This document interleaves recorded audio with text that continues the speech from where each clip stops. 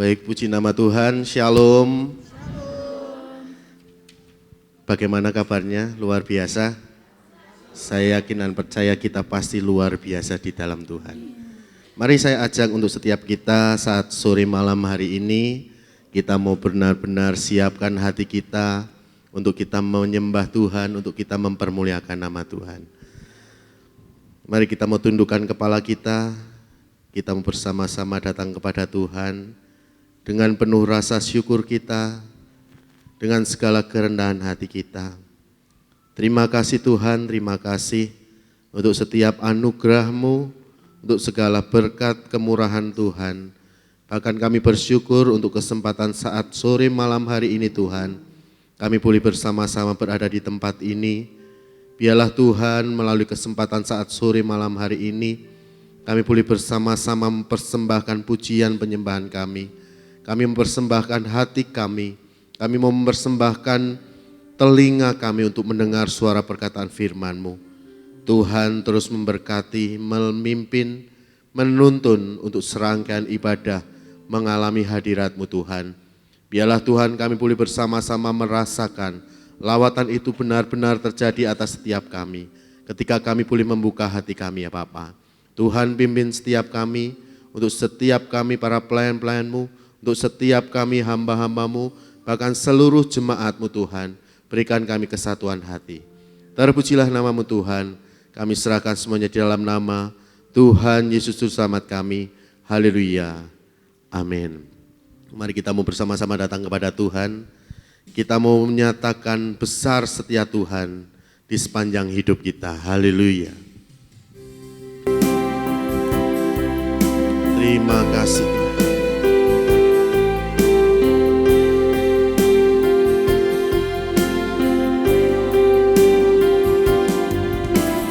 Sungguh besar setiamu, nyata di sepanjang hidupku. Darah-Mu telah layakkan kehidupanku.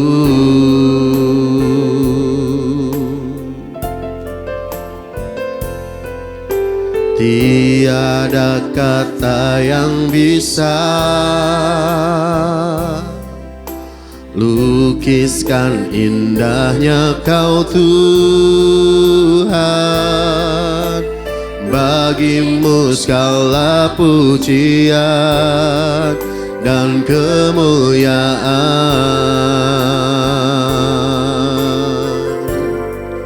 Ku tinggikan Engkau Tuhan, melebihi segalanya, lebih dalam ku menyembah, dalam roh dan kebenaran selamanya. Mari kita bersama-sama kembali katakan, sungguh besar setiamu Tuhan. Terima kasih. Sungguh besar setiamu, nyata di sepanjang hidupku. Darah-Mu telah layakkan kehidupanku. Tiada kata,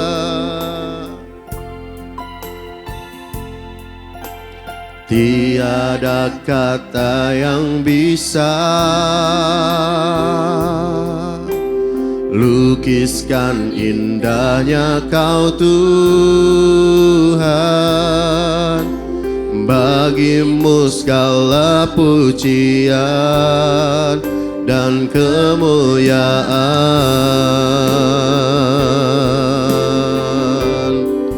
Ku tinggikan Engkau Tuhan, melebihi segalanya,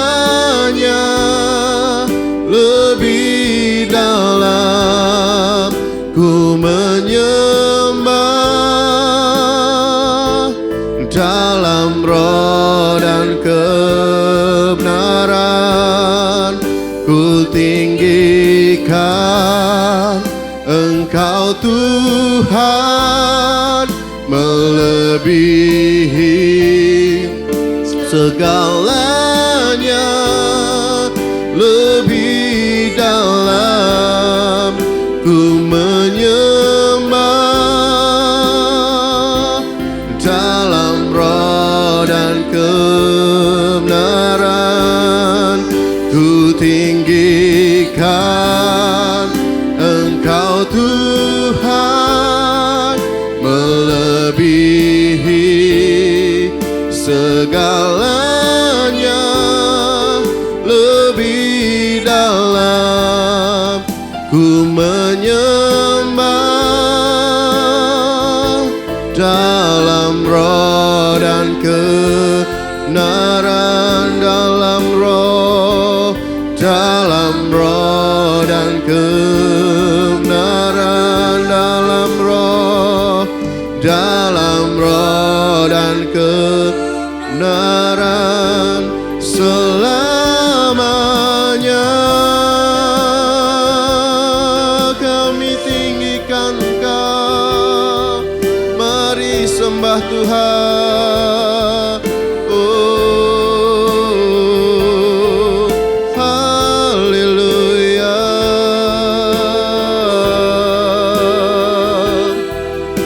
haleluya.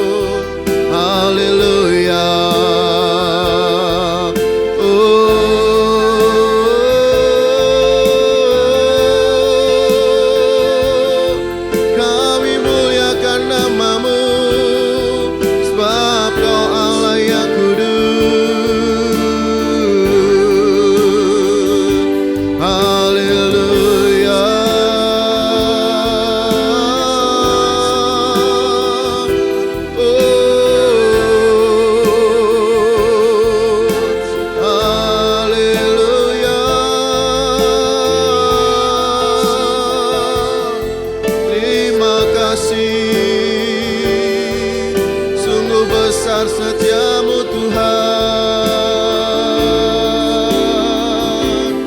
haleluya.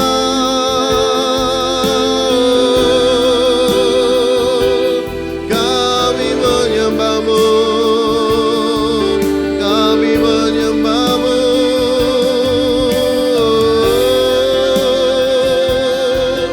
Haleluya,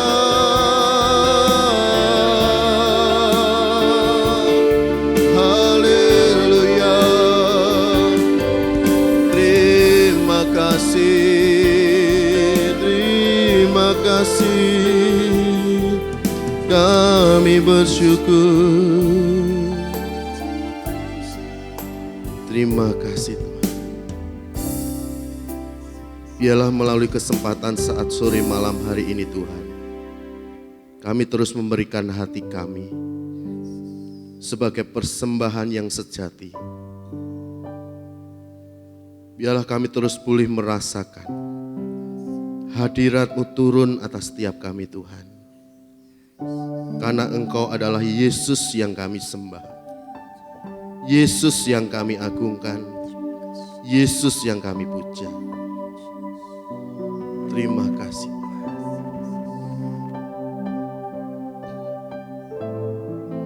Mari kita bersama-sama dengan kesungguhan hati katakan,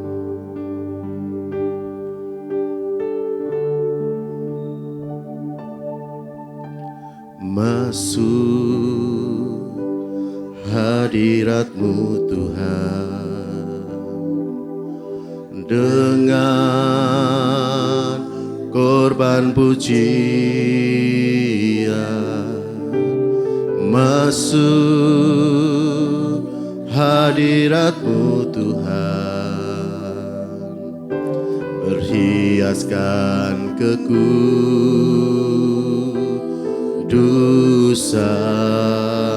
di hadapan hadirat-Mu. Hadirat-Mu Tuhan, ku rasakan kedamaian di hadapan hadirat-Mu Tuhan. Ku nampak keagungan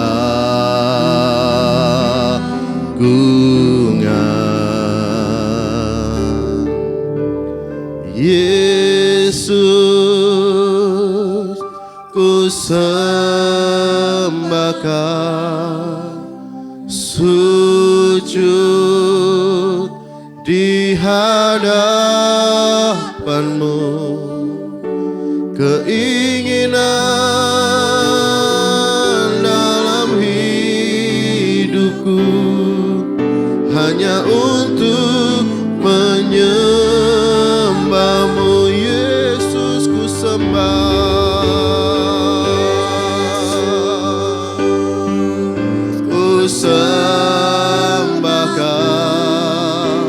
sujud di hadapan-Mu.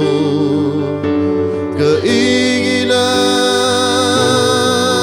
dalam hidupku hanya untuk menyembah-Mu. Kita mau kembali katakan, masuk hadirat-Mu Tuhan. Masuk hadirat-Mu Tuhan, dengan korban pujian. Masuk hadirat-Mu Tuhan, berhiaskan kekudusan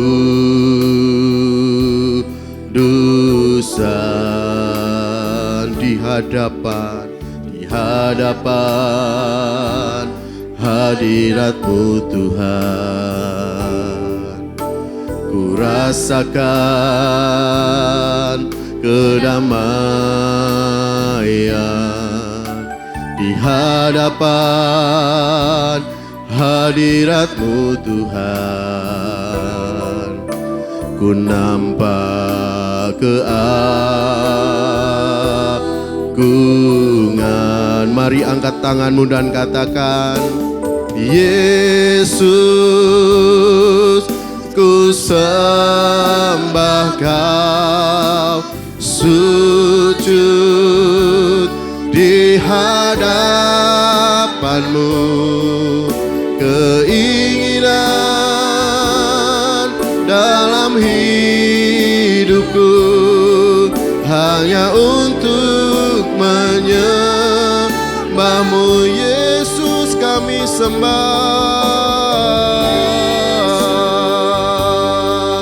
Ku sembah Kau, sujud di hadapan-Mu. Keinginan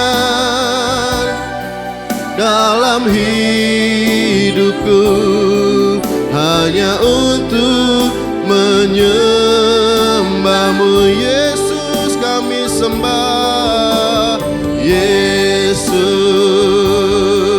ku sembah Kau, sujud di hadapan-Mu. Keinginan dalam hidupku hanya untuk menyembah-Mu. Keinginan dalam hidupku hanya untuk menyembah-Mu. Keinginan dalam hidupku hanya untuk menyembah-Mu.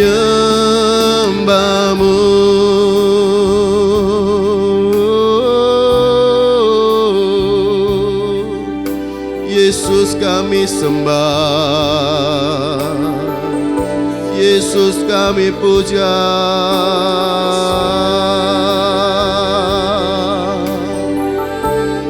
Kami menyembah-Mu. Hosana bagi-Mu.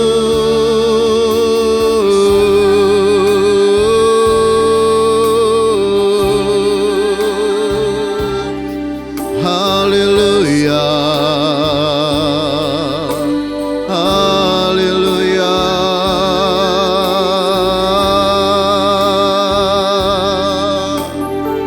Kami menyembah-Mu.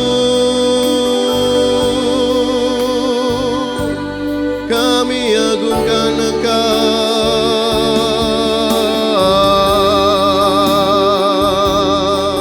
Haleluya.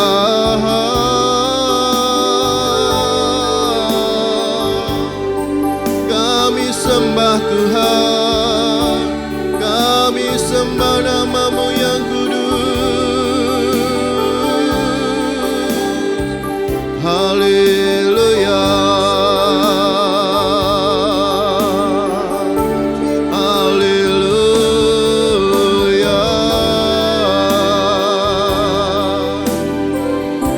Terima kasih Tuhan. Oh, sebab nama-Mu kudus.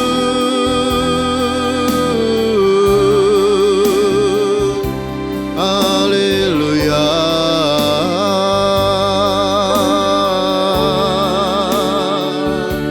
Kau layak disembah, layak disembah. Mulia nama-Mu.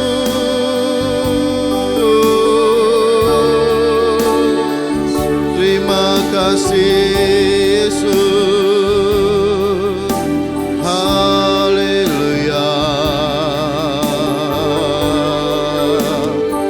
Terima kasih. Terima kasih Tuhan untuk segala anugerah-Mu. Kami bersyukur untuk malam hari ini Tuhan. Kami boleh berdiri di tempat ini. Kami boleh menyembah nama Engkau Tuhan. Sebentar Tuhan, kami hamba-hamba-Mu akan memberikan sebagian dari apa yang boleh kami miliki. Biarlah melalui persembahan yang akan kami berikan, nama-Mu semakin ditinggikan, nama-Mu semakin dimuliakan. Bahkan Kau akan terus nyatakan kuasa-Mu atas setiap kami Tuhan. Memberkati untuk setiap persembahan yang akan diberikan. Tuhan memberkati untuk tangan-tangan yang terus Tuhan memiliki hati untuk mereka boleh memberikan yang terbaik untuk kemuliaan nama Tuhan. Terima kasih Tuhan, terima kasih. Kami serahkan semuanya di dalam nama Tuhan Yesus Juru Selamat kami. Haleluya. Amin.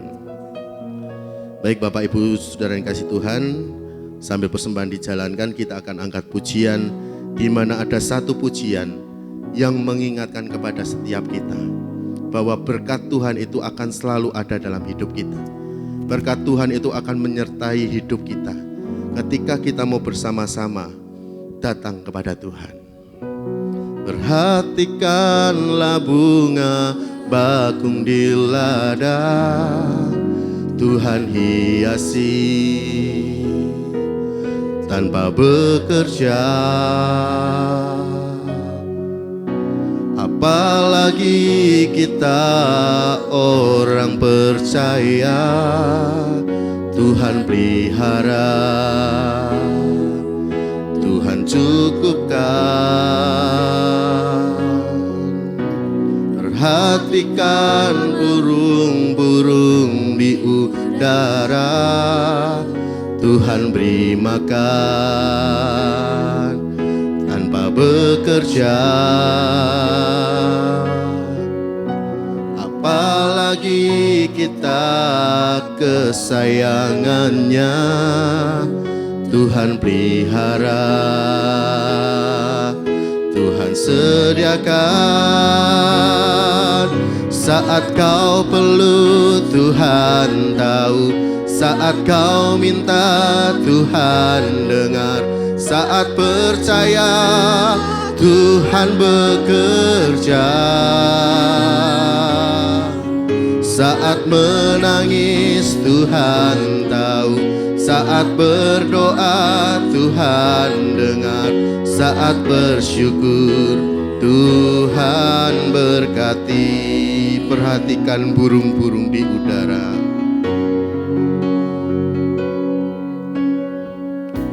Perhatikan burung-burung di udara. Tuhan beri makan tanpa bekerja. Apalagi kita kesayangannya, Tuhan pelihara, Tuhan sediakan. Saat kau perlu Tuhan tahu, saat kau minta Tuhan dengar, saat percaya Tuhan bekerja. Saat menangis Tuhan tahu, saat berdoa Tuhan dengar, saat bersyukur Tuhan berkati. Saat kau perlu, saat kau perlu Tuhan tahu, saat kau minta Tuhan dengar, saat percaya Tuhan bekerja. Saat menangis Tuhan tahu, saat berdoa Tuhan dengar, saat bersyukur Tuhan berkati. Kau Tuhan lebih dari cukup, kasih-Mu Tuhan. Kau Tuhan lebih dari, karena janji-Mu pasti terjadi.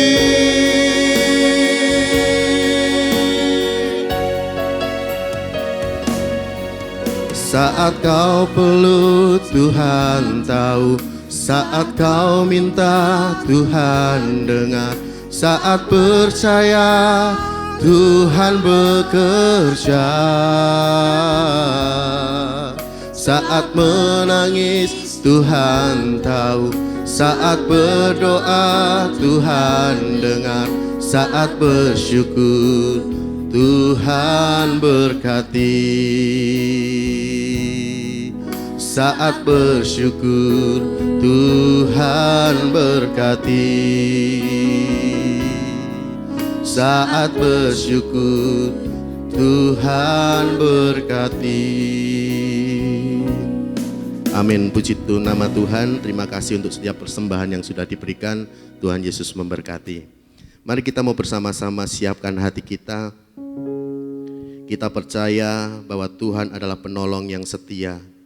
Ketika kita berjalan, Tuhan yang akan selalu menerangi langkah kita. Dia yang akan selalu menuntun setiap langkah kehidupan kita. Karena Dialah penolong yang setia. Amin. Haleluya. Terima kasih Tuhan.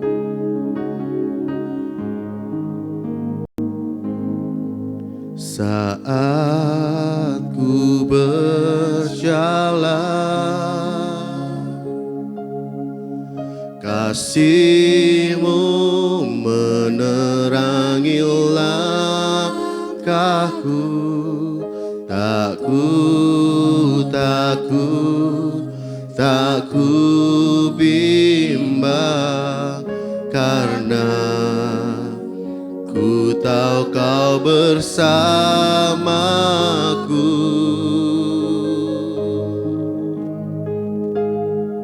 Saat ku berjalan,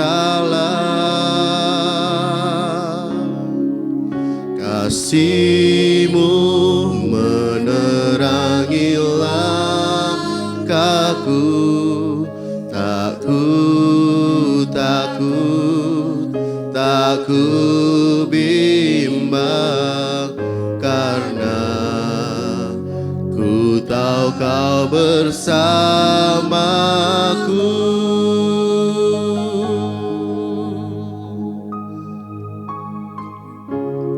Kau lebih tahu yang terbaik bagiku. Kau lebih sanggup pulihkan hidupku. Ku berserah, ku percaya, hanya Yesus penolong yang setia. Kau lebih tahu yang terbaik bagiku. Mari kita semua bangkit berdiri. Sanggup pulihkan hidupku. Ku percaya, ku percaya, hanya Yesus penolong yang setia. Kau lebih tahu yang terbaik bagiku. Kau lebih sanggup pulihkan hidupku. Ku berserah, ku percaya, hanya Yesus penolong yang setia. Kau lebih tahu yang terbaik bagiku. Kau lebih sanggup pulihkan hidupku. Ku berserah, ku percaya, hanya Yesus penolong yang setia. Hanya Yesus penolong yang setia. Terima kasih Tuhan. Kami bersyukur memiliki Allah seperti Engkau, yang tahu segala sesuatu kebutuhan, keperluan kehidupan kami. Bahkan ketika kami menangis, Tuhan, Engkau tahu bahasa tetesan air mata. Bahkan ketika kami terduduk diam karena kami tidak mampu berkata apapun, Engkau pun mengetahui akan kesedihan hati kami. Oleh karena itu Tuhan, sore hari ini kami berkumpul untuk kami boleh semakin memahami, semakin belajar mengerti bahwa yang sebenarnya Tuhan sudah memberikan banyak hal yang terbaik bagi hidup kami. Oleh karena itu Tuhan, kami sekarang mau bersama-sama mendengar apa yang Tuhan ajarkan, apa yang Tuhan arahkan, sehingga kami lebih lagi menghargai setiap kesempatan, setiap waktu yang Tuhan sudah berikan kepada kami semuanya. Tuhan, berbicaralah secara khusus dari hati ke hati antara Tuhan dengan kami, sehingga kami boleh melakukan apa yang Tuhan inginkan. Terima kasih, memberkati hamba-Mu, memberkati seluruh sidang jemaat Tuhan yang hadir, dengan berkat dari surga, Roh Kudus yang memampukan untuk kami boleh mengerti setiap berkat-berkatan firman yang akan kami terima. Terima kasih Tuhan, kami menyambutnya dengan ucapan syukur Di dalam nama Tuhan Yesus Kristus kami sudah berdoa, dan kita semua yang siap diberkati oleh Tuhan bersama-sama berkata amin. Puji Tuhan, dipersilakan duduk. Shalom. Apa kabar saudara?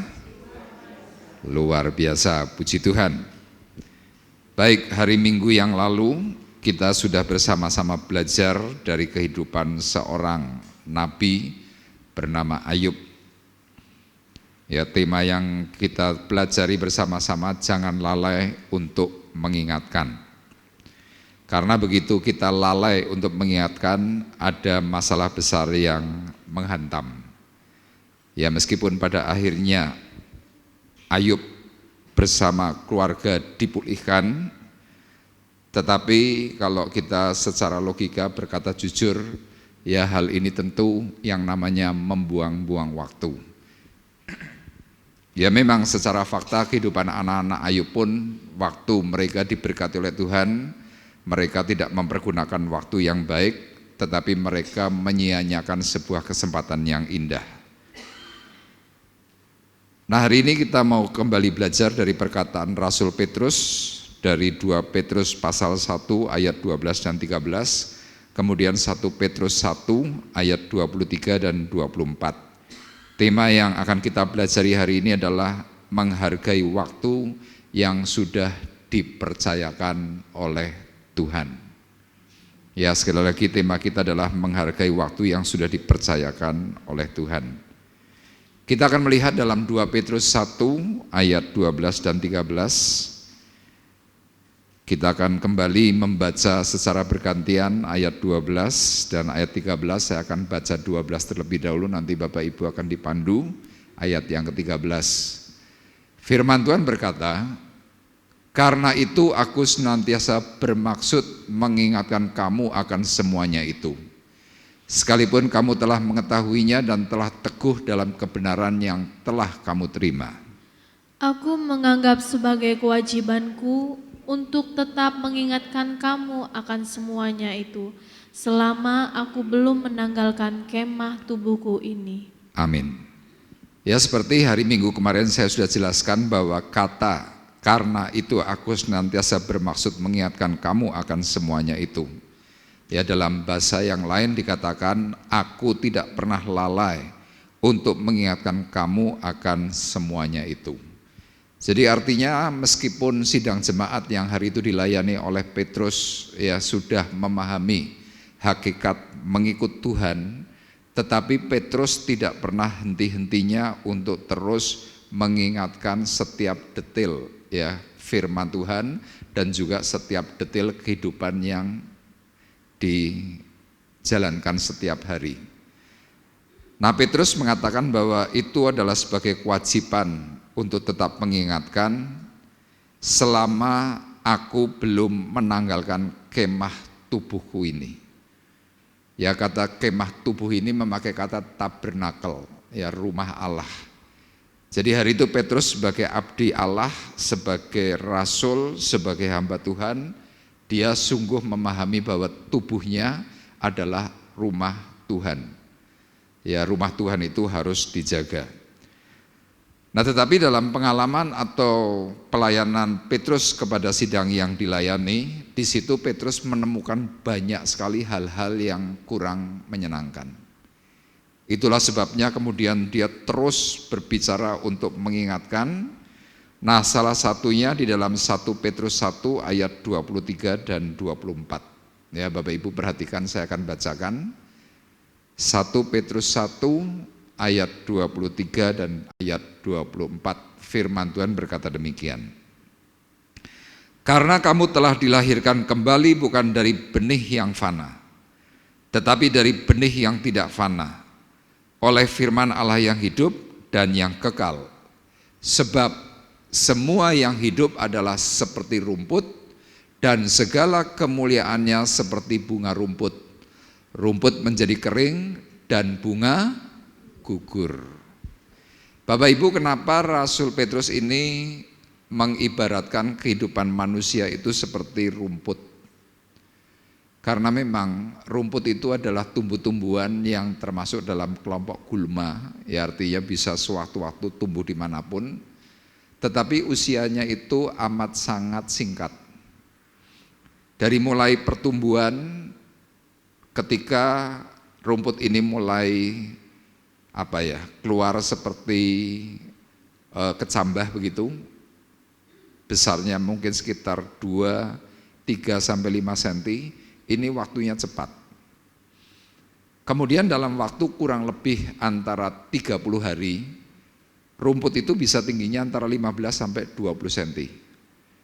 Nah, kalau ada rumput gajah, itu kan tingginya bisa sampai 2 meter. Itu mulai bertumbuh dewasa, itu ternyata 60 hari. Kemudian sampai dengan nanti berbunga, bisa menghasilkan sesuatu yang kelihatan indah, itu waktunya 90 hari.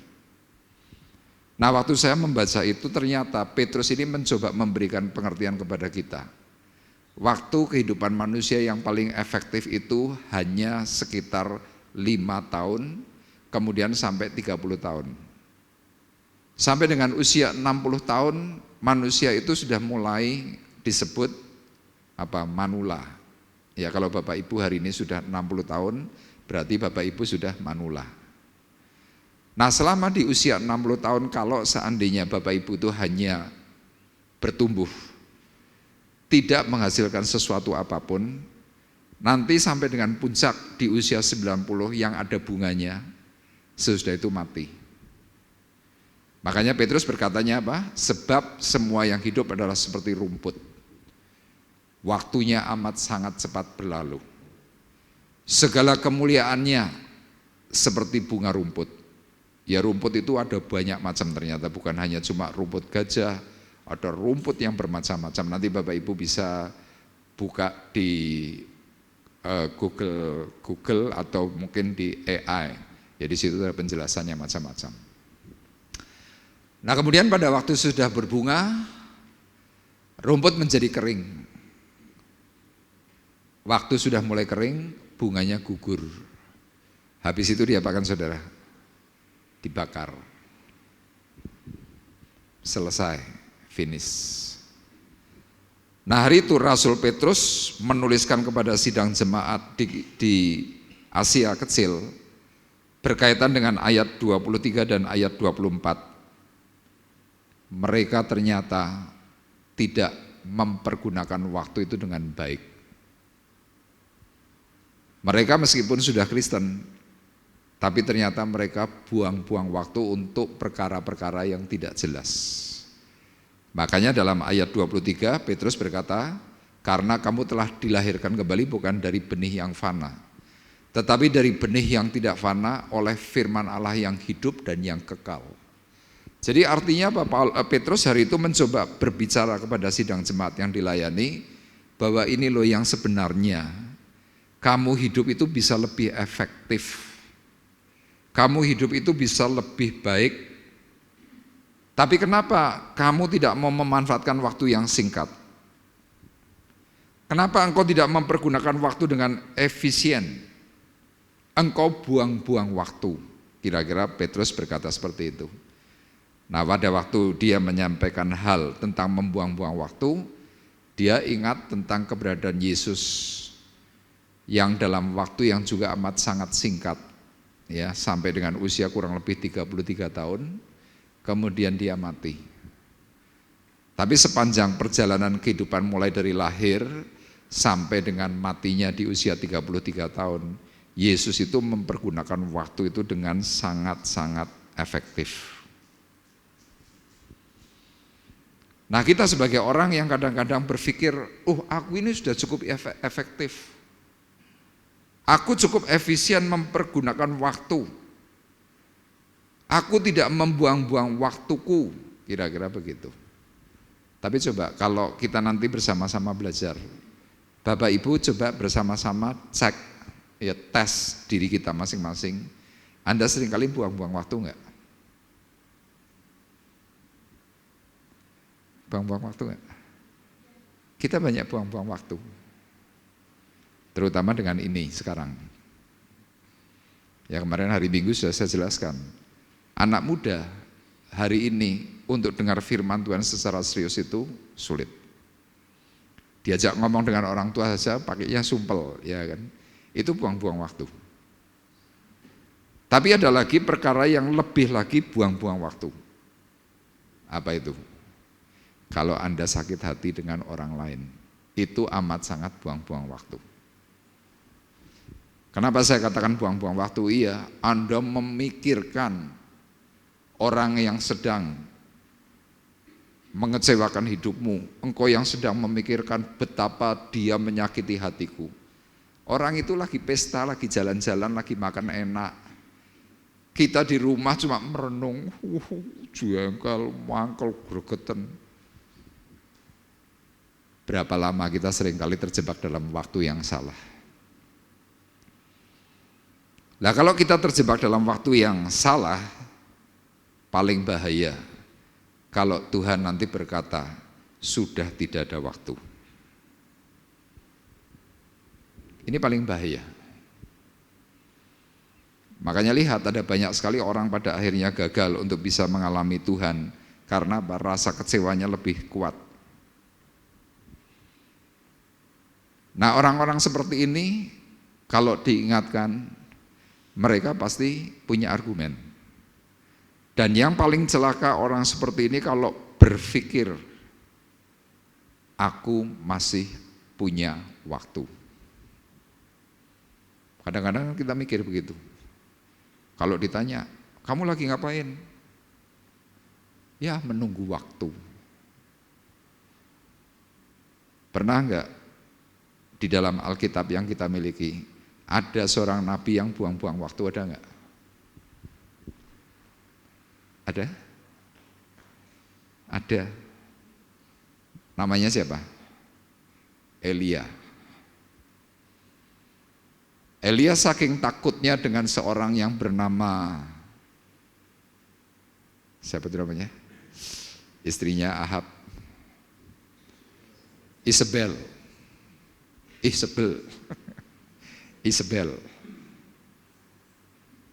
Saking ngerinya ngadepi perempuan, dia lari ke sebuah gua. Dia meninggalkan bujangnya. Di situ dia merenung. Dia ingin mati, kepengen bunuh diri. Nah, sewaktu dia sedang buang-buang waktu, firman Tuhan berkata, Elia, apa kerjamu di sini? Oh, aku giat untuk melayani Tuhan. Lu jelas-jelas dia di dalam gua enggak mau kumpul sama orang. Tapi dia berani berkata, aku giat melayani Tuhan. Disitulah Elia itu ditegur oleh Tuhan. Akhirnya karena teguran Tuhan itu, akhirnya Elia kembali bangkit. Dan dia bisa pulih. Nah, kita kadang-kadang tidak bisa mengalami pemulihan dengan cepat karena apa? Kita lebih menuruti perasaan hati dan pikiran kita masing-masing. Makanya kenapa saya memberikan tema menghargai waktu yang sudah dipercayakan. Karena ya jujurnya banyak dari kita ini tidak menghargai. Kapan kita bisa menghargai waktu? Kalau sudah kepepet. Coba orang-orang yang kena kanker itu.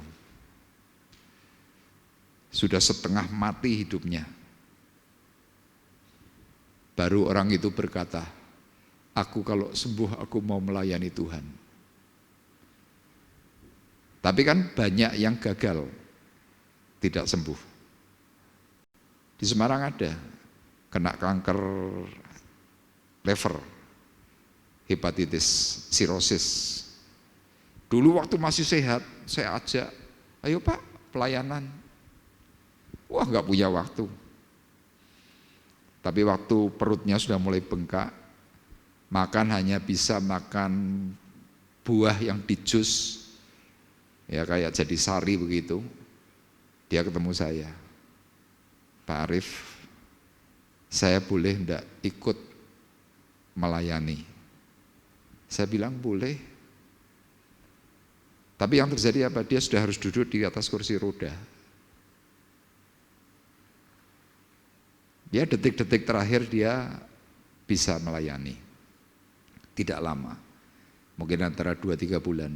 Sesudah itu dia harus terkapar. Nah, buat kita yang sedang bahagia atau mungkin sedang sibuk, waktu itu berlalunya cepat. Betul enggak? Coba Bapak Ibu yang lagi pacaran, kumpul 1 hari. Komentarnya gimana? Kok cepet men ya? Gitu. Karena apa? Anda bahagia. Sama Anda yang sibuk, rasanya wah waktu itu berlalunya cepat. Tapi coba buat orang yang menderita, lamanya minta ampun. Kayak kemarin saya sakit, ya opnam 6 hari di rumah sakit. Saya ngelihat jam, kok rasanya nggak gerak-gerak ini. Jamnya meneng, weh. Saya 1 hari pertama itu sakit ya, tapi juga stres. Kenapa? Rasanya lama sekali. Terus apa lagi? Waktu itu terlalu lambat bagi yang sedang menunggu dokter. Nunggu antrian nomor 1, nomor 2, nomor 3, ramai, rasanya lama banget. Kenapa? Ini zaman serba instan, mie instan, semuanya harus cepat. Bapak Ibu biasa antri ATM enggak? Pernah antri ATM? Pernah ya? Coba Anda lagi antri ATM, cuma nunggu 1 orang. Dinceng. Cepet. Loh, padahal kalau orang ambil ATM itu berapa menit sih? Nah, Bapak Ibu perlu ketahui, waktu Tuhan itu tidak ada yang tahu. Bisa datang sewaktu-waktu. Makanya sore hari ini kita mau belajar dengan tujuan mewaspadai waktu yang cepat berlalu. Kalau Anda tidak mewaspadai waktu yang cepat berlalu, posisi Anda nanti seperti ini gambar itu. Itu gambarnya Sodom dan Gomora. Yang terkena imbas siapa? Istrinya Lot. Padahal sudah diberitahu, cepat lari ke atas bukit. Lot bergegas. Istrinya santai. Kenapa? Memikirkan duniawinya, ada yang ketinggalan. Waktu dia lari, berubah jadi tiang garam. Kemudian Sodom dan Gomora hancur. Nah, hari ini Bapak Ibu, waktu yang disediakan Tuhan itu saya berani pastikan tidak lama. Kalau nggak salah tadi pagi ya, Rusia kena gempa. Berapa? 8,6. Gede banget itu. Dan yang saya dengar katanya dampak daripada gempa itu sampai Indonesia bagian timur ada tsunami, meskipun tidak besar. Filipina waspada, kemudian Jepang waspada. Padahal ini kan lokasinya sangat jauh. Ya, sewaktu di Palu itu cuma berapa? 7 kalau nggak salah. Itu aja yang mati sudah ratusan ribu. Kita nggak tahu yang di Rusia seperti apa. Nah, kalau kita sampai terlambat mempergunakan waktu, mungkin bagi kita yang hari ini sehat tidak terlalu merasakan. Tapi yang saya ingat, papa saya meninggal karena serangan jantung. Waktunya berapa lama? Enggak sampai 1 jam. Jadi orang kalau kena serangan jantung, waktu itu amat sangat menjadi berharga. 1 menit sampai 5 menit pertama kalau itu tidak tertolong, biasanya bisa gagal nafas. Terus periodik waktu yang disediakan yang paling maksimal aman itu cuma 60 menit. Itu sudah harus dalam penanganan dokter. Lebih daripada 60 menit, golden hour itu bisa hilang. Game. Nah, kadang-kadang kan kita tidak pernah mengalami satu peristiwa yang membuat tekanan hebat. Sehingga hidup kita ini santai. Petrus sebagai pribadi yang pernah mengalami hidup, ya, mengalami tekanan hebat ketika dia dipulihkan oleh Tuhan. Apa sikapnya? Apa yang dilakukan untuk bisa memakai waktu yang sudah dipercayakan? Nah, eksposisi kita dalam surat 1 Petrus 1 mulai dari ayat 13 sampai dengan ayat 25. Dalam ayat 13 dan 14 dikatakan demikian. Sebab itu siapkanlah akal budimu, waspadalah dan letakkanlah pengharapanmu seluruhnya atas kasih karunia yang dianugerahkan kepadamu pada waktu pernyataan Yesus Kristus. Hiduplah sebagai anak-anak yang taat dan jangan turuti hawa nafsu yang menguasai kamu pada waktu kebodohanmu. Saya waktu baca ayat ini, kesimpulannya yang pertama adalah kalau kita mau memakai waktu yang sudah dipercayakan oleh Tuhan, yang pertama kita harus mau mulai semakin mendekatkan diri kepada Tuhan. Jadi rangkuman ayat 13 dan 14 itu rangkumannya adalah semakin mendekatkan diri pada Tuhan bagi orang-orang yang menghargai waktu.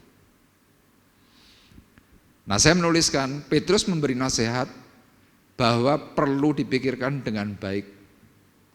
Untuk apa? Untuk semakin mendekatkan diri pada Tuhan. Alasannya karena hari-hari ini semakin jahat. Bapak Ibu terasa enggak kalau hari-hari ini semakin jahat, terasa enggak? Saya kadang-kadang kalau memikirkan hari-hari yang sudah berjalan ini ya, saya kadang-kadang apa ya? Ya prihatin, di hati itu miris. Indonesia ini kan termasuk negara kaya. Hutangnya cukup besar. Saya tidak tahu pasti jumlahnya, tapi ribuan triliun. Nah, di DPR ada orang-orang yang berani menyuarakan. Dan Anda tahu Pertamina itu korupsinya berapa? 1080 triliun. PLN sekian ratus, hampir 900. PDAM, wah semuanya itu korupsi.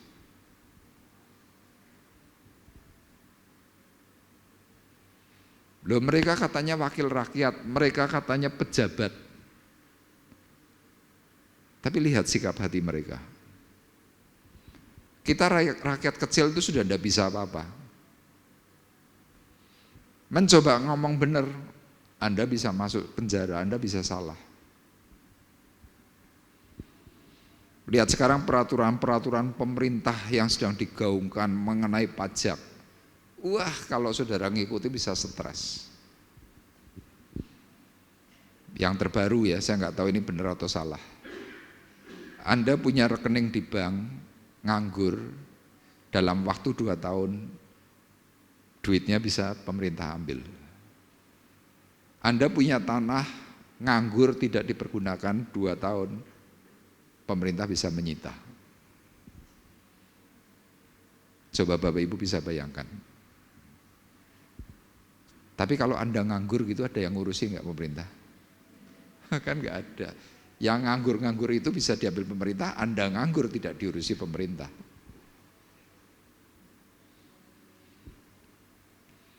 Nah, kita kadang-kadang kan frustasi. Tapi puji Tuhan Indonesia masih cukup oke lah, masih baik. Anda kalau ke Amerika, wah lebih mengerikan lagi.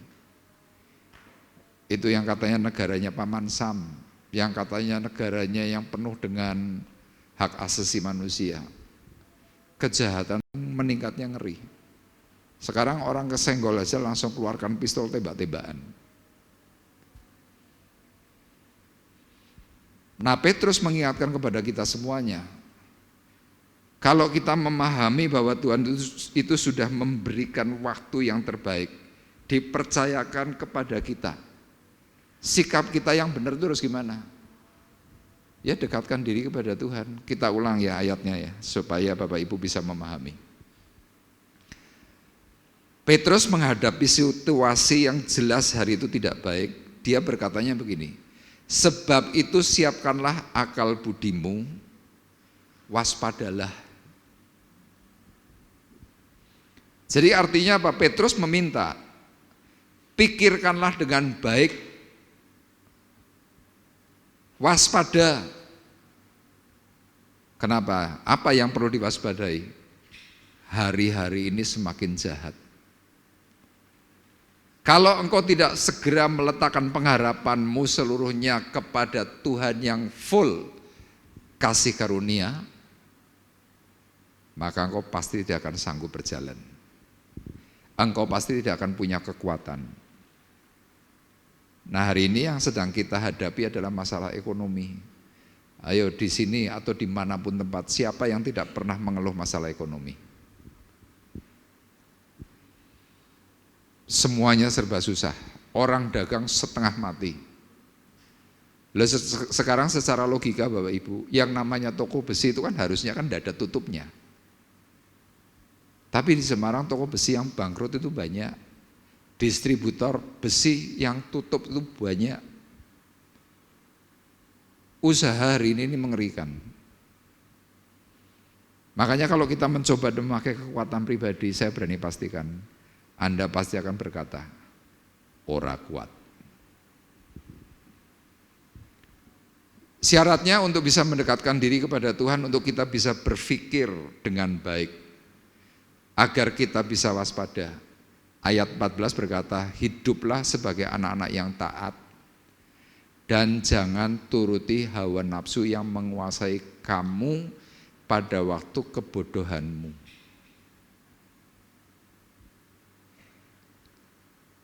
Kadang-kadang kita kan emosi, kadang-kadang kita kan jengkel menghadapi situasi.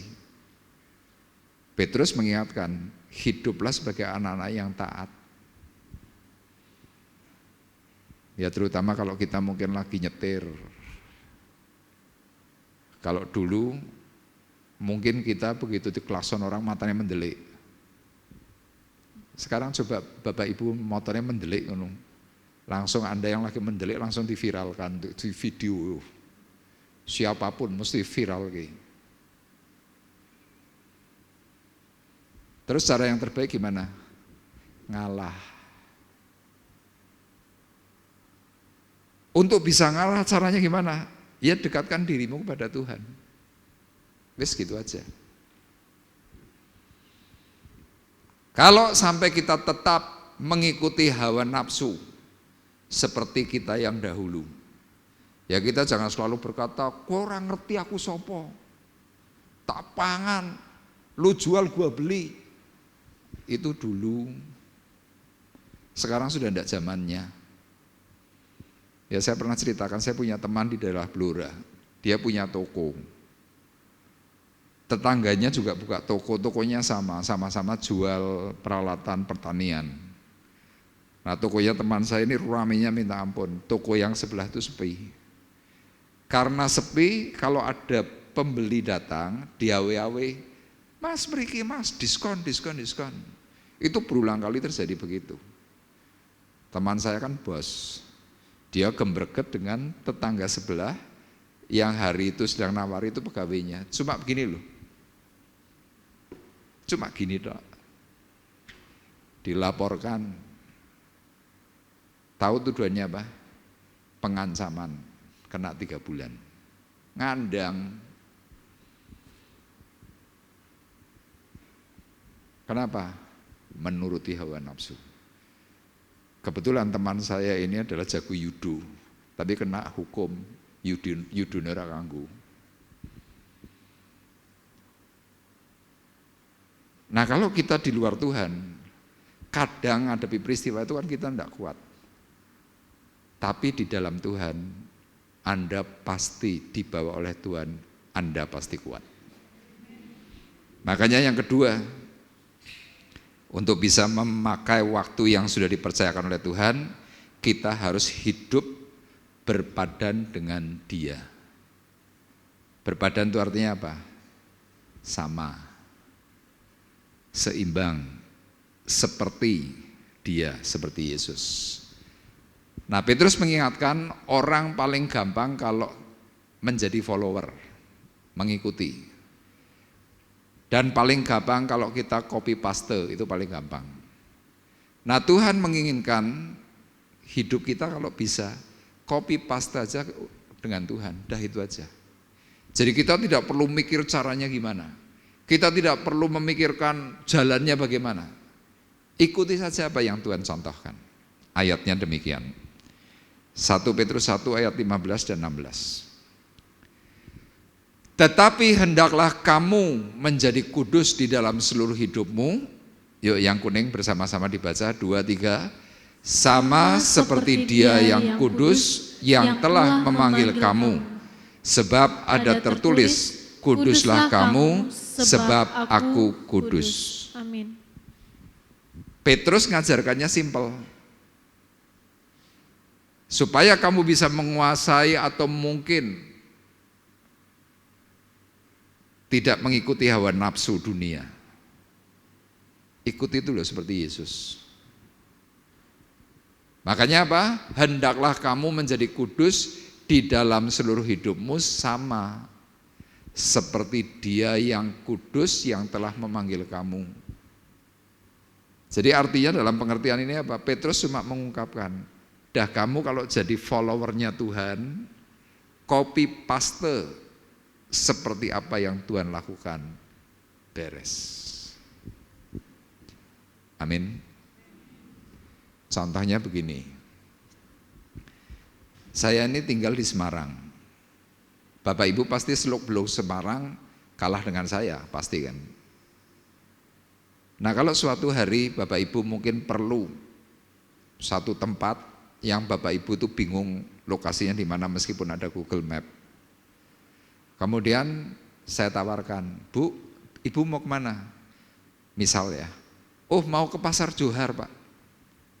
Yuk Ibu ikuti saya pakai mobil sendiri, Ibu juga pakai mobil sendiri. Dah urut-urutan. Kalau dari Temanggung, saya berani pastikan, kalau tidak macet, 1 jam 45 menit sampai Johar.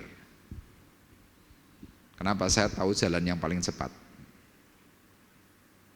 Tapi ada orang yang nekat. Loh Pak, yang tahu Semarang kan bukan hanya Bapak, saya juga tahu. Oke. Wes kono golek dalan dhewe. Mungkin Anda perjalanan dari Temanggung ke Semarang, Anda bisa kena macet. Kenapa? Anda kan tidak setiap kali pergi ke Semarang. Saya sudah 20 tahun Bapak Ibu, pulang pergi Semarang Temanggung, pulang pergi Semarang Temanggung, seminggu itu bisa 4-5 kali. Jadi istilah kata, di tikungan mana lubangnya di mana saya tahu. Jadi artinya kalau Bapak Ibu ingin cepat, ya sudah ikuti saya aja, pasti cepat nyampe. Demikian juga dengan keberadaan Tuhan. Anda berkata, Pak, saya sungguh ingin menghargai waktu. Ikuti saja caranya Tuhan, wis gampang. Termasuk Anda ingin sampai surga. Tuhan berkata, akulah jalan dan kebenaran dan hidup. Barang siapa tidak melalui aku, tidak akan sampai kepada Bapa. Loh, perkataan Tuhan jelas enggak? Ngono wae sing ngeyel golek dalan dhewe. Ya boleh, tapi tekan di enggak bakalan sampai surga. Tapi coba kita ngikuti Tuhan. Dia tahu jalan ke surga itu kemana? Tahu. Nah ayat ini mau berkata kepada kita yang kerap kali buang-buang waktu, Tuhan tidak buang-buang waktu. Dikatakan dalam ayat ini apa? Sama seperti Dia yang kudus. Kalau kita bicara kudus pasti pikirannya tidak berzina, betul enggak? Tidak selingkuh, tidak maling. Pikiran kita tentang kekudusan cuma seperti itu, Dok. Tapi waktu saya baca dalam surat Filipi pasal 2, ternyata artinya hal tentang kekudusan itu adalah tidak mudah kecewa. Hal kekudusan itu adalah tidak mudah sakit hati. Apalagi. Jadi kita seringkali terjebak dengan kata kudus, biasanya mesti selingkuh, punya will, punya pil, punya istri muda, judi, mabuk, itu dianggap tidak kudus. Padahal kalau Anda sakit hati, Anda kecewa, Anda benci, termasuk Anda jaim. Anda tahu arti kata jaim?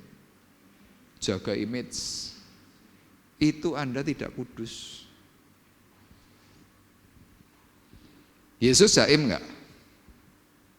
Halo? Enggak. Kenapa Yesus tidak jaim? Dia kumpul dengan semua orang. Penjahat aja dikumpuli. Cuma apa? Dia tidak berbuat dosa.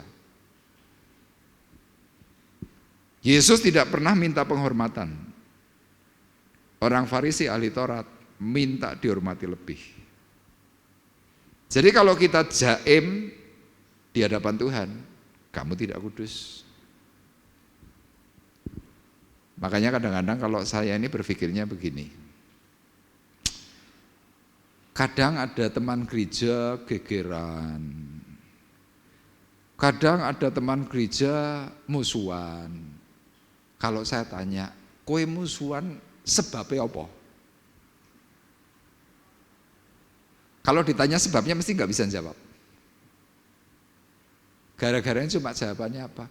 Lah aku ora disopoi. Kepala saya langsung gatel, nek ora disopotok terus dadi marake cangkem.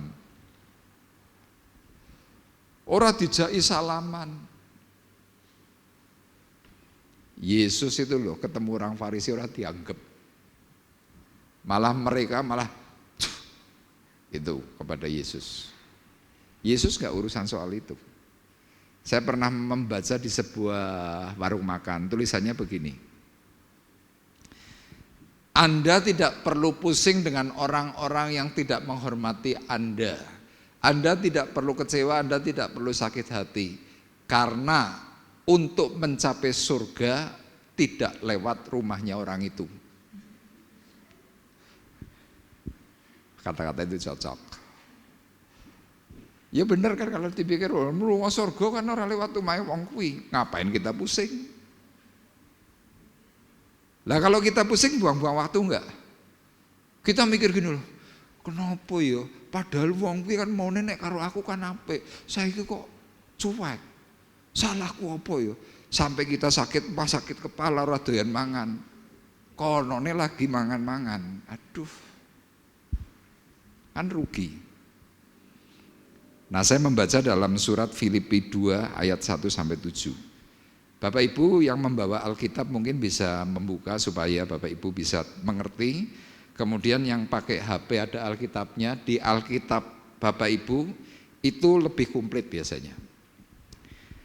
Nah, judul perikop dari Filipi 2 ayat 1 sampai 7 adalah nasihat supaya bersatu dan merendahkan diri seperti Kristus. Bapak Ibu perhatikan ya, saya akan bacakan. Jadi karena dalam Kristus ada nasihat, ada penghiburan kasih, ada persekutuan roh, ada kasih mesra dan belas kasihan. Nah, sampai di sini dulu Bapak Ibu. Jadi kalau kita sebagai orang yang disebut percaya kepada Tuhan, pertama, di dalam Tuhan itu pasti ada nasihat. Amin. Makanya Anda yang biasa pergi ibadah, rajin ibadah, saya berani pastikan hidupmu pasti lebih bijak daripada yang tidak ibadah. Kenapa? Karena setiap minggu, setiap waktu Anda beribadah, Anda terima nasihat. Nah, nasihat itu berbagai macam, termasuk kesehatan, perilaku, karakter, dan sejenisnya. Ya, tadi saya membesuk 2 orang di Semarang, salah satunya adalah istrinya Bapak Hendra Sidarta. Ya, masuk ICU karena gulanya ngedrop sampai tinggal 49. Itu kondisi hipo bahaya. Kemudian saya besuk dengan istri dan kemudian cerita-cerita dengan Pak Hendra, kemudian cerita-cerita dengan beberapa saudara dari jauh, bicara soal gula. Beberapa orang yang awam langsung nyeletuk gini, lah iya, ternyata dhewe iki padha ora ngerti nek penyakit gula ternyata bahaya. Istri saya menjelaskan. Pak Indra langsung memberikan perkataan gini, lah iya, meskipun lagi susah, tapi kita bisa punya pengetahuan baru. Kemudian Pak Indra bilang kepada saudaranya, ya bro, jadi kowe sing duwe pabrik gula iki dirungokke. Sama kita dalam ibadah ada nasihat. Apalagi di dalam Tuhan ada penghiburan kasih. Anda yang lagi kecewa, seringkali hamba Tuhan berkata, kayak tadi, kanggo apa dipikiri, kono lagi mangan-mangan, dewi susah. Saudara langsung, oh iya benar juga ya, kan gitu. Penghiburan kasih. Ada persekutuan roh. Jadi Roh Kudus itu memberikan satu rasa untuk apa? Membangun. Ada kasih mesra, ada belas kasihan. Karena itu sempurnakanlah sukacitaku dengan ini. Hendaklah kamu sehati sepikir dalam satu kasih, satu jiwa, satu tujuan. Nah, yang paling utama di dalam hidup kekristenan kita adalah dengan tidak mencari kepentingan sendiri atau puji-pujian yang sia-sia. Ini yang tadi saya maksudkan. Tidak egois, tidak jaim. Bapak Ibu boleh cek. Orang jaim pasti mudah sakit hati. Orang jaim pasti mudah kecewa. Kenapa orang jaim itu merasa bahwa dirinya itu lebih daripada yang lain? Lah coba saya jadi pendeta jaim. Ayo nek ora disalak mesik saya tak jadi pendeta sing modele kemlinti ngono. Nanti lama-lama saya tuh iso mati muda. Kenapa? Jaim. Kalau saya nggak mau begitu. Sudah saya ketemu jemaat siapapun, ya sudah halo, say halo, wis usah, shalom usah. Langsung aja, halo Kak Rini, halo Bu Saragi. Lah kalau tiba-tiba saya begitu, shalom. Anda yang mati muda, karena Anda pasti berpikir pendeta ini kesambet apa.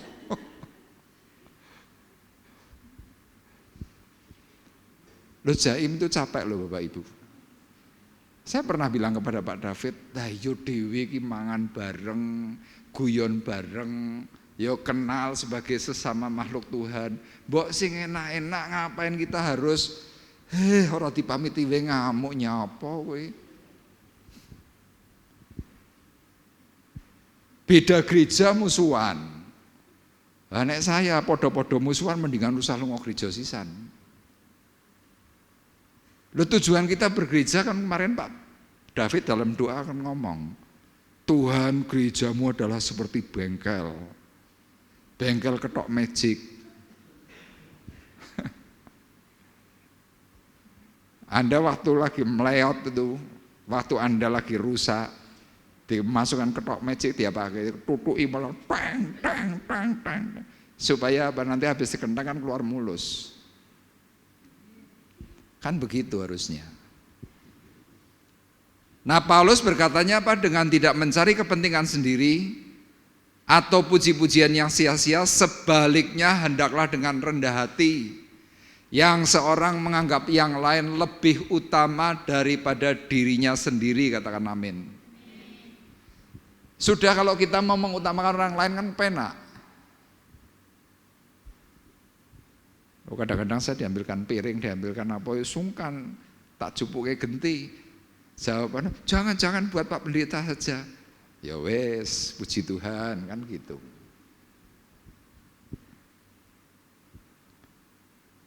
Nah, Paulus ketika sedang memberikan penjelasan kepada orang Filipi, dia menuliskan dalam ayat 4 begini.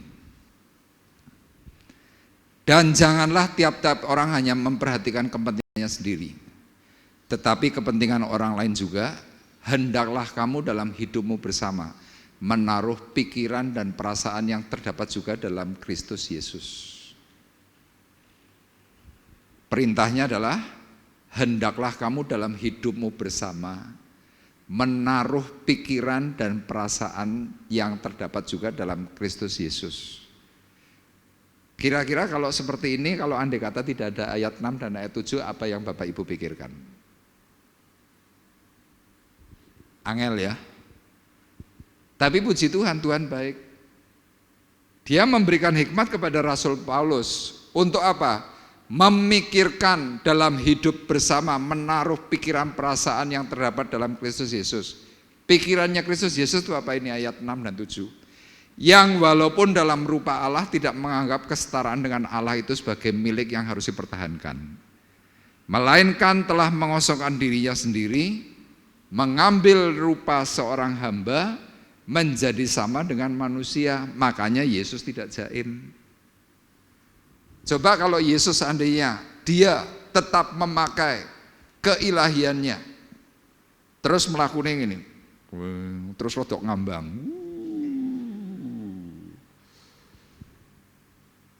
orang tidak hormat kepada Yesus langsung disamplok, plak. Loh Tuhan, kowe kok nyamplok aku? Lah kowe ora hormat karo aku. Lah kowe kan Werkudara. Yesus enggak begitu. Yang walaupun dalam rupa Allah tidak menganggap kesetaraan dengan Allah sebagai milik yang harus dipertahankan. Artinya apa? Yesus itu melepaskan atribut. Kalau seandainya dia jenderal bintang 4, topi jenderalnya digledhakke, bajunya dicopot, sepatunya dicopot, jubahnya semuanya dilepas, dan dia kemudian pakai pakaian biasa. Sudah. Firman ini berkatanya apa? Mengambil rupa seorang hamba dan menjadi sama dengan manusia. Makanya Yesus kumpul dengan siapapun dia tidak alergi. Jadi saya mau ingatkan, kalau Bapak Ibu alergi kumpul dengan si A si B, berarti Anda sedang tidak kudus di hadapan Allah. Amin. Saya tidak alergi dengan siapapun. Ayo kumpul karo wong sugih, aku linggih sugih ya iso. Karo wong biasa linggih nglosot aku ya iso. Mangan pincukan iso, mangan bareng iso. Jangan kita melihat makanan, ih kotor.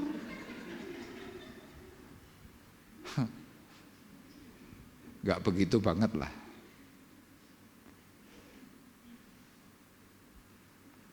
Coba Anda posisikan pernah kaya, pernah miskin gitu. Kan kepenak. Loh puji Tuhan loh ya, kalau kita tuh mempunyai gereja yang seperti ini, saben minggu engko bakal ono mangan-mangan. Loh kan puji Tuhan. Amin. Loh kita ini kan kebersamaan. Yesus kebersamaan. Makanya nasihatnya Rasul Petrus apa?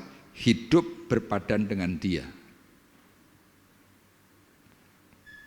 Yesus kalau waktu masih hidup, dia enggak pernah, misalkan dalam tempat ibadah gitu, tahu-tahu dia paling depan gitu, enggak mau.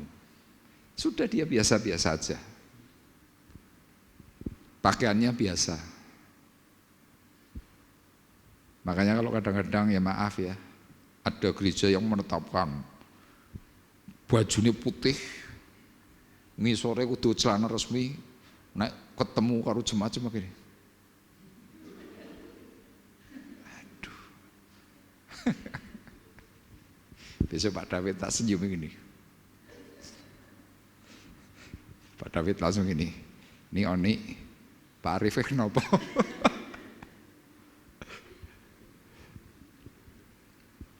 Biasa-biasa aja, amin. Yesus menunjukkan sikap itu. Makanya perkataan Petrus kan jelas. Tetapi hendaklah kamu menjadi kudus di dalam seluruh hidupmu. Sama seperti Dia yang kudus yang telah memanggil kamu. Kenapa Petrus menuliskan itu? Karena dia ingat. Ingat dari apa yang Yesus pernah lakukan. Nah itu terpatri. Dan sekarang yang terakhir. Orang yang memakai waktu yang sudah dipercayakan. Yang ketiga, mau meninggalkan hidup yang lama. Ya, Petrus mengingatkan bahwa suatu hari nanti akan ada penghakiman bagi yang hidup dan yang mati. Disarankan agar kita menata hidup, tinggalkan tata cara hidup lama dengan cara ingat ketika Dia menebus kita dengan darahnya yang mahal. Ayat 17-19 firman Tuhan berkata demikian. Dan jika kamu menyebut Bapa, yaitu Dia yang tanpa memandang muka menghakimi semua orang menurut perbuatannya, maka hendaklah kamu hidup dalam ketakutan selama kamu menumpang di dunia ini. Sebab kamu tahu bahwa kamu telah ditebus dari cara hidupmu yang sia-sia, yang kamu warisi dari nenek moyangmu. Itu bukan dengan barang yang fana, bukan pula dengan perak atau emas, melainkan dengan darah yang mahal, yaitu darah Kristus, yang sama seperti darah anak domba, yang tak bernoda dan yang tak bercacat. Pesannya Petrus adalah apa? Hendaklah kamu hidup dalam ketakutan selama kamu menumpang di dunia ini. Kenapa Petrus mengibaratkan kita numpang? Orang Jawa bilang, urip kuwi mampir ngombe. Betul kan? Petrus berkata, hidupmu itu seperti bunga rumput. Tidak lama bertumbuh, mengeluarkan bunga, layu, gugur, kering, dibakar. Jadi hidup ini singkat. Nah ternyata pada waktu zaman kehidupan Petrus, waktu dia melayangkan suratnya kepada sidang jemaatnya, hari itu ada banyak sekali jemaat yang tidak menghargai waktu. Karena apa? Mereka melakukan perbuatan-perbuatan hal-hal yang kehidupan lama. Nah kehidupan lama mereka ngapain? Masih berdoa di hadapan altar patung. Ada Dewi Diana, ada Zeus, ada bermacam-macam patung-patung. Itu masih dilakukan. Ya sama kehidupan kita hari ini, terutama kita orang-orang Tionghoa. Ya kemarin di Semarang itu ada acara ritual apa begitu yang lidah itu ditusuk pakai paku. Pipi ditusuk, wah, pakunya nggak tanggung-tanggung segini nih, beberapa panjangnya mungkin sekitar 40 cm, tusuk. Dan Anda tahu yang nonton siapa? Orang-orang Kristen, diupload di status. Nah orang ini biasa saya kirimi firman Tuhan, lagi punya masalah. Kalau lagi cerita, wah Pak Arif gini.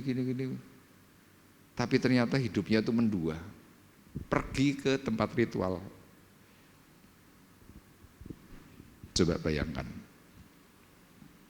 Makanya di sini Petrus berkatanya jelas, sebab kamu tahu bahwa kamu telah ditebus dari cara hidupmu yang sia-sia, yang kamu warisi dari nenek moyangmu. Loh kita ini masih banyak loh melakukan perbuatan-perbuatan hal yang tidak sesuai dengan standar kekristenan kita. Banyak. Itu kan warisan nenek moyang. Termasuk maaf ya, sampai hari ini masih ada banyak orang Kristen sembahyang di kuburan, itu masih banyak. Loh kadang-kadang saya diberi pertanyaan, ke kuburan boleh enggak? Boleh. Bersih kubur boleh enggak? Boleh. Itu kan leluhur, nenek moyang kita. Yang tidak boleh ngapain? Berdoa di depan kuburan. Apalagi kalau doanya gini, Kong, putumu njaluk judu. Kong, putumu ripe susah, njaluk berkat. Salah, njaluk berkat itu sama Tuhan Yesus. Ini loh yang seringkali kita tuh tidak sadar. Nah, Tuhan melakukan karya penebusan itu dengan darah mahal. Ya bukan dengan emas, bukan dengan perak. Emas perak itu masih bisa dibeli meskipun harganya hari ini mahal. Makanya dalam surat Roma kan dikatakan, ada orang yang baik terhadap sahabatnya, tetapi belum tentu sahabatnya itu berani memberikan nyawanya untuk sahabatnya, belum tentu. Tapi lihat, Yesus berani memberikan nyawanya untuk kita semua. Makanya kalau kadang-kadang kita masih mewarisi kehidupan kita yang lama dari gaya nenek moyang kita, maka engkau sedang tidak menghargai waktu yang Tuhan sudah percayakan. Kadang-kadang kan saya masih mendengar ya dari orang, oh nek aku persis papahku. Lho papahmu kawin ping pindho, kok persis papahmu. Papahmu ngamukan, wis tuwa ngamukan. Lah kok persis papahmu bangga. Persis ya kaya Tuhan Yesus. Amin. Nah, gaya yang seperti itu kan gaya yang lama. Tapi lihat, kadang-kadang kita terlalu bangga dengan genetika yang salah. Ya, hari ini kita diingatkan oleh Tuhan bahwa hari-hari ini adalah hari yang jahat. Ya, biarlah kita ini bisa semakin kuat dengan cara apa? Mendekatkan diri kepada Tuhan. Yang kedua, apa? Kita berpadan dengan gaya hidupnya Tuhan. Ya, dia tidak jaim, dia tidak sombong, dia tidak minta penghargaan. Dan yang terakhir, kita harus mau tinggalkan hidup kita yang lama.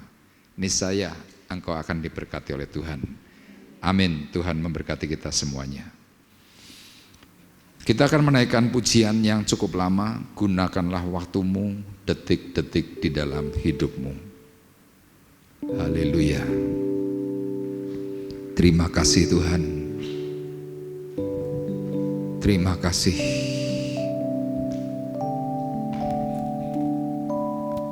Gunakanlah waktumu, detik-detik di dalam hidupmu. Waktu-waktu ini waktu yang jahat, sungguh-sungguh jahat.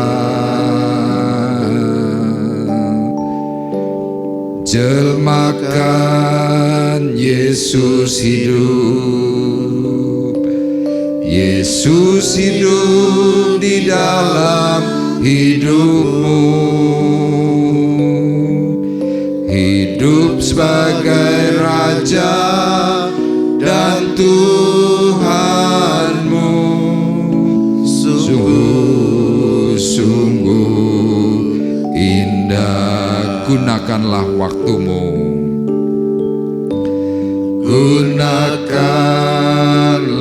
waktumu, detik-detik di dalam hidupmu. Waktu-waktu ini waktu yang jahat, sungguh-sungguh jahat. Jelmakan Yesus hidup, Yesus hidup di dalam hidupmu. Hidup sebagai Raja, hidup sebagai Raja dan Tuhanmu. Sungguh-sungguh indah.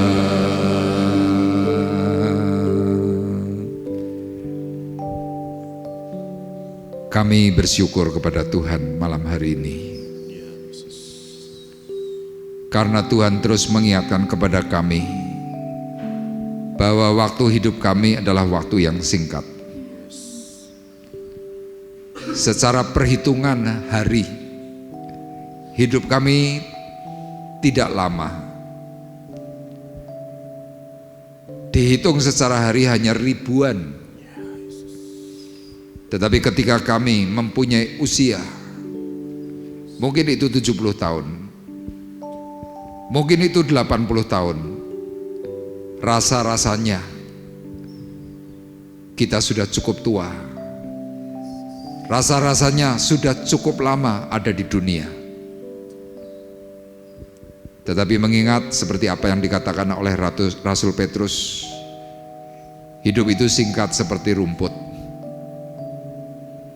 Petrus mengingatkan bahwa ada banyak sekali waktu yang terbuang, waktu yang sia-sia. Jarang ada orang yang memikirkan waktu untuk Tuhan yang terbaik. Tetapi hari ini kita semua diingatkan oleh Tuhan bahwa hari ini di akhir zaman adalah waktu yang jahat. Ketika kita tidak mengedepankan Tuhan, ketika kita tidak mendekatkan diri kepada Tuhan,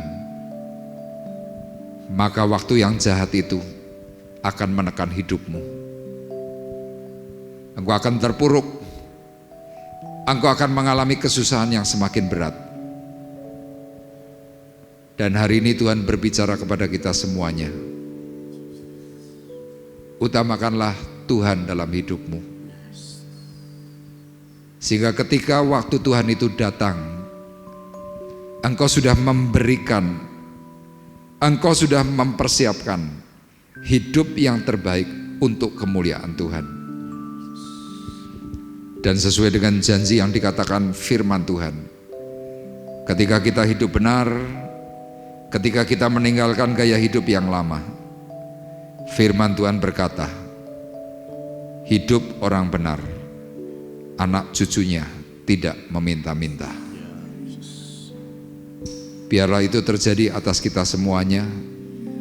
Kita bisa menjadi orang tua yang berbahagia, orang tua yang penuh dengan sukacita, karena melihat pertumbuhan kehidupan anak cucu yang menjadi berhasil karena penyertaan Tuhan. Kami bersyukur Tuhan untuk malam hari ini karena Tuhan terus mengingatkan. Beri kami kekuatan, beri kami kemampuan untuk kami boleh melaksanakan seperti apa yang Tuhan sudah ajarkan. Memberkati seluruh sidang jemaat yang hadir, mereka yang sedang mengalami persoalan, Tuhan, Engkau yang akan memberikan jalan keluar yang terbaik. Pertolongan yang ajaib, pertolongan yang heran. Sehingga kami semua yang mempunyai permasalahan, sepulang dari tempat ini Tuhan, kami memperoleh jalan keluar karena Tuhan membuka jalan dan kami dipulihkan oleh Tuhan. Terima kasih Bapa di surga, malam hari ini hamba-Mu berdoa untuk Zefanya, supaya Tuhan bagian mata, bahkan Tuhan untuk kelemahan bagian kaki, tiroidnya, Engkau jamah, Engkau pulihkan, Engkau sembuhkan dalam nama Yesus. Sehingga Zefanya boleh kembali menjadi Tuhan pribadi yang sempurna di hadapan Tuhan. Kami berdoa di dalam nama Yesus, segala tipu muslihat iblis kami tolak, kami patahkan dalam nama Yesus. Engkau menjagai Zefanya dengan cara yang heran, cara yang ajaib. Dan Zefanya boleh menjadi anak yang memberikan kesaksian bagi orang lain. Terima kasih, berkati Bapak Ruben, berkati Opung sebagai orang tua. Tuhan tolong Engkau terus beri pagar pelindungan atas keluarga ini. Demikian juga hamba-Mu berdoa Tuhan untuk Kevin, supaya Engkau juga memberkati, terus memulihkan, bahkan memberikan hal hikmat yang terbaik, sehingga dia pun boleh mengambil waktu yang terbaik bagi kemuliaan nama Tuhan. Berkati terus setiap hari, secara khusus dalam hal kesehatannya, dalam bagian kepalanya Tuhan, Kau tolong sempurnakan dalam nama Yesus. Memberkati kedua orang tuanya, memberkati juga saudara-saudara yang lain. Terima kasih Tuhan, kami bersyukur dan menyerahkan doa kami di dalam nama-Mu yang kudus, Tuhan Yesus Kristus. Tidak lupa Tuhan, kami berdoa untuk Ibu Hindra Sidarta yang ada di ICU Rumah Sakit Elizabeth. Tuhan kiranya menolong dan juga memulihkan. Terima kasih Bapa di surga, kami berdoa untuk Pak Dadit yang sedang bekerja untuk tembakau di Madura. Kiranya Engkau juga memberikan penjagaan secara khusus. Secara khusus juga Tuhan untuk iman percayanya Engkau jagai dengan keajaiban daripada Tuhan. Terima kasih Tuhan, dan tiba saatnya sekarang kami hendak berpisah. Sebelum kami berpisah, kami juga memberkati akan makanan dan minuman yang sudah disediakan. Engkau kuduskan, Engkau sucikan menjadi kekuatan dan kesehatan bagi kami. Memberkati Tuhan akan jemaat-Mu yang sudah menyediakan berkat, kembalikan berkali lipat dari apa yang sudah ditaburkan. Terima kasih, dan kami juga berdoa malam hari ini untuk Pak Harto Tuhan, untuk gula darahnya, supaya Engkau juga pulihkan, Engkau sembuhkan dalam nama Yesus. Terima kasih Tuhan, dan tiba saatnya sekarang kami mengangkat hati, mengangkat tangan kami di hadapan Tuhan. Sidang jemaat Tuhan terkasih, marilah kita bersama-sama pulang dengan membawa berkat, damai sejahtera Allah Bapa di surga. Pulang dengan membawa kasih karunia Tuhan Yesus Kristus di dalam persekutuan Roh Kudus. Tuhan memberkati kita semuanya mulai dari malam hari ini sampai Maranatha datang yang kedua kali. Dalam berkat nama Tuhan Yesus Kristus kami sudah berdoa dan mengucapkan syukur kami. Dan kita yang diberkati oleh Tuhan bersama-sama berkata, amin. Selamat pulang, Tuhan memberkati kita semuanya.